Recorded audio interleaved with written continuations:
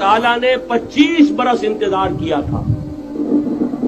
پہلے عذاب کا کوڑا پھر مارا ہماری پیٹھ پر. وَلَنُذِيقَنَّهُم مِّنَ الْعَذَابِ الْأَدْنَىٰ دُونَ الْعَذَابِ الْأَكْبَرِ. بڑے عذاب سے پہلے چھوٹا عذاب کا مزہ چکھائیں گے. لَعَلَّهُمْ يَرْجِعُونَ شاید کہ لوٹ آئیں. وہ ہم سے 1000 میل کے فاصلے پر ہوا تھا. اگرچہ 93,000 ہمارا قریل جوان، جن میں غالباً 43,000 فوجی، اور یہ کہ تقریباً اتنی تعداد میں جو غیر فوجی تھے، وہ اس ہندو کے غلام بنے، قیدی بنے، جن پر 800 برس تک، کہیں 600 برس تک، کہیں 1000 برس تک حکومت کی تھی. اتنی بڑی شکست کا کلنک کا ٹیکا ہماری پیٹھ پر پڑا. پہلے عذاب کا کوڑا آ گیا تھا. 25 برس ہو گئے تھے قمری حساب سے، نوٹ کر لیجئے. یہ نہ سمجھیے 24.25 برس ہوئے تھے. 24.25 برس قمری حساب سے 25 برس تھے. اور اب نوٹ کر لیجئے اگلے 25 برس کے پورے ہونے میں اگلے رمضان کی 27 تاریخ تک صرف مہلت ہے.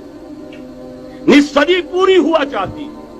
کوئی عجب نہیں اس عذاب الادنا کے بعد ہم جاگے نہیں، ہوش میں نہیں آئے. کوئی عجب نہیں کہ بڑے عذاب کا کوڑا ہماری پیٹھوں کو برس گیا. لیکن مجھے یہ یقین ہے، نوٹ کر لیجئے، اگر یہ دوسرا امکان ہو گیا، خدا نہ خواستہ اللہ کے عذاب کا کوڑا ہماری پیٹھ پر برسا، مجھے یقین ہے اللہ ہندوؤں کو مسلمان بننے کی توفیق دے گا. لیکن اسلام کا بول بالا اسی خطے سے ہو.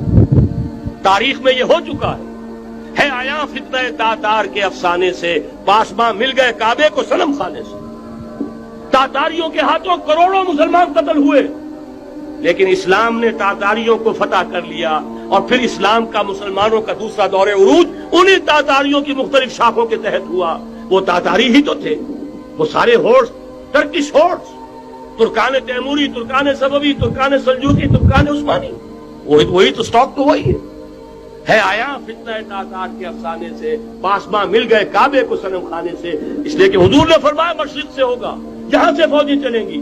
تو کوئی عجب نہیں. بہرحال یہ 2 امکانات ہیں، لیکن اس کا فیصلہ تیرے ہاتھوں میں ہے. دل یا بدن، سیدھی بات. اگر تو اب بھی ہم ٹھیک ہو جائیں، جاگ جائیں، ہوش میں آ جائیں، قوم یونس کی طرح توبہ کر لیں، تو بغیر عذاب کے کوڑے کے رحمت خداوندی ہم پر سایہ کرے گی.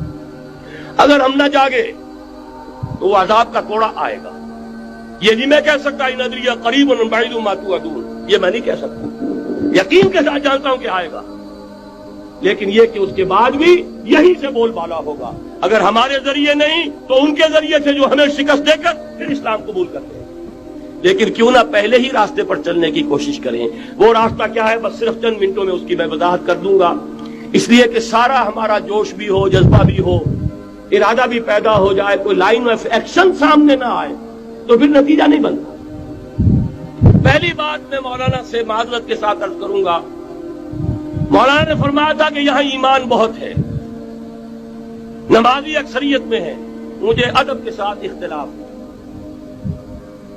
ایمان نہیں ہے، یا قرآن جھوٹا ہے یا ہم میں ایمان نہیں ہے. قرآن کہتا ہے انتم الاعلون ان کنتم مومنین، اگر تم مومن ہوگے تم ہی سربلند رہو. ہم تو سربلند نہیں ہیں، تو کیا کہیں گے قرآن جھوٹا؟ ایمان نہیں ہے. ہمیں موروثی عقائد مل گئے ہیں اپنے والدین سے.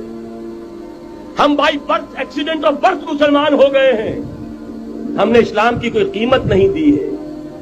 اسلام کو کوئی تکلیف جھیل کر اپنے لیے اختیار نہیں کیا ہے. پہلا مرحلہ ہے یا ایھا الذین آمنوا آمنوا باللہ ورسولہ والکتاب الذی نزل علی رسولہ. اے ایمان والو ایمان لاؤ. ایک درجے میں تو ایمان والے ہو کہ اقرار باللسان کر رہے ہو، آمنت باللہ کما ہوا باسمائہ وصفاتہ وقبلت جمیع احکامہ، اقرار باللسان وتصدیق بالقلب. آمنت باللہ وملائکتہ وکتبہ ورسلہ والقدر خیرہ وشرہ من اللہ تعالی والبعث بعد الموت. لیکن یہ اقرار باللسان ہے، کبھی ذرا دلوں میں جھانکو. تصدیق بالقلب ہے. تصدیق بالقلب ہو جائے تو زندگی کا نقشہ بدل جائے، سوچ بدل جائے، ترجیحات بدل جائیں. آج زندگی سب سے عزیز ہے، پھر شہادت کی موت اس سے کہیں زیادہ عزیز ہے.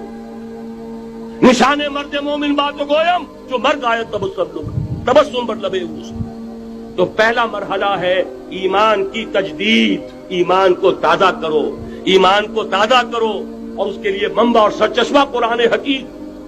هو الذی ينزل علی عبدہ آیات بینات لیخرجکم من الظلمات الی النور۔ قرآن سے ہی لوگوں کو بلاؤ، تلاوت آیات کے ذریعے سے لوگوں کو کھینچو، یہ میگنیٹ ہے جو سلیم الفطرت لوگوں کو کھینچ لے گا، پھر اسی کے ذریعے سے تزکیہ کرو۔